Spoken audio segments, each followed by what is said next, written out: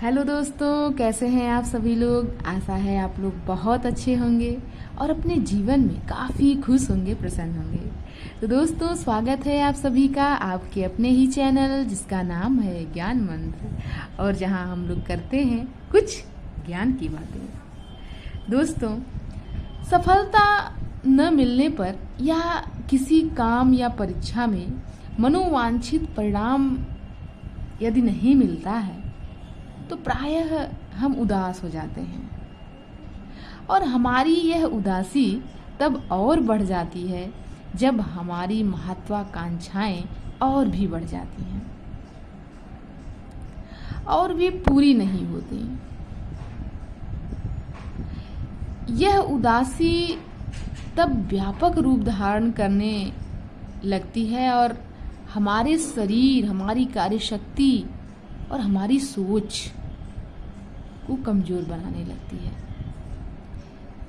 इससे हमारी जो क्षमता है वो काफी प्रभावित हो जाती है और हम एक के बाद एक काम में असफल होने लगते हैं।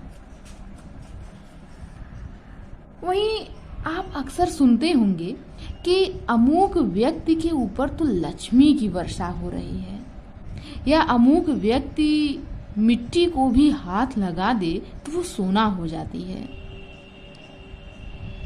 यह सब उन्हीं लोगों के विषय में कहा जाता है जो आत्मविश्वास से नकारात्मक परिस्थितियों पर विजय पा लेते हैं।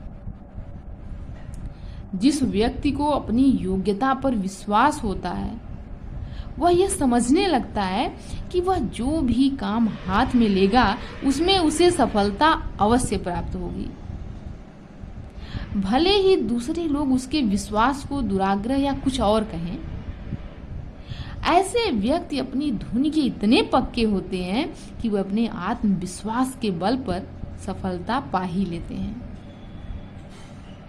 तो चलिए दोस्तों, इसी तरह की धुन और इसी तरह का आत्मविश्वास हमें भी रखना है, जिससे हम भी जो भी कार्य अपने हाथ में लें उसे 100% कर पाए।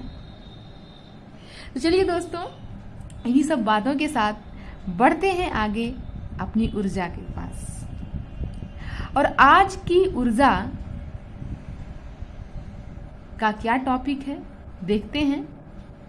आज की ऊर्जा का टॉपिक है वास्तविक सुख। और वास्तविक सुख का जो यह टॉपिक है काफी अच्छा टॉपिक है, और पूरी संभावना है कि आज के इस टॉपिक से हम लोग बहुत कुछ सीखने वाले हैं और बहुत कुछ नॉलेज हम लोग को होने वाला है। तो चलिए दोस्तों, बिना देर किए बढ़ते हैं ऊर्जा की तरफ।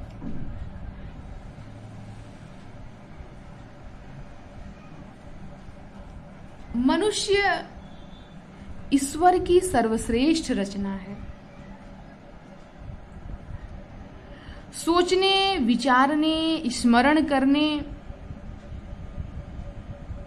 एवं तर्क की विशिष्ट क्षमताएं ही मनुष्य को परमात्मा की अन्य सभी कृतियों से भिन्न कर देती हैं। पूरी पृथ्वी पर जितने भी जीव हैं उन सभी में सबसे ज्यादा सोचने, विचारने, स्मरण करने, तर्क की जो क्षमता है वो मनुष्य के पास है। और यही विशेषता क्या कर देती है, हमें अन्य से भिन्न कर देती है।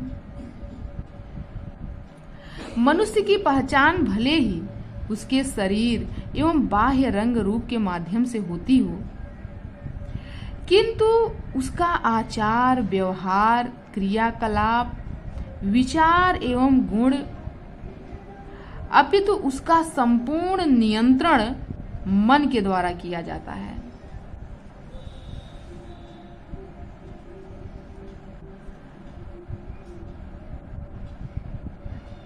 मन को शरीर का सारथी कहा गया है। जिस तरीके से अर्जुन के सारथी श्री कृष्ण थे, उसी तरह यहाँ मन को शरीर का सारथी कहा गया है। मन की एक विशेषता यह है कि इसका स्वभाव अति चंचल है। उपनिषदों में कहा गया है कि विश्व दुखों से भरा है, दुख का मूल कारण मन की चंचलता है। मन का वश में न होना ही सारे क्लेशों की जड़ है।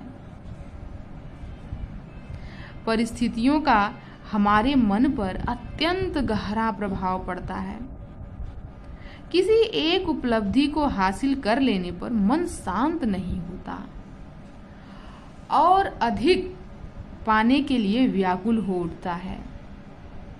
दूसरों से तुलना करने की प्रवृत्ति भी मन का एक प्राकृतिक लक्षण है। तुलना करते हुए दूसरे को स्वयं से श्रेष्ठतर पाने पर भी मन में उद्विग्नता उत्पन्न होती है।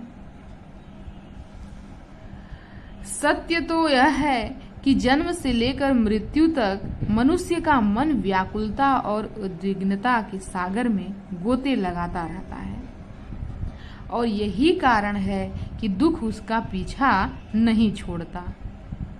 शांति की क्षणिक धूप भी व्याकुलता से तरबतर हो चुके मन को सुखा नहीं पाती।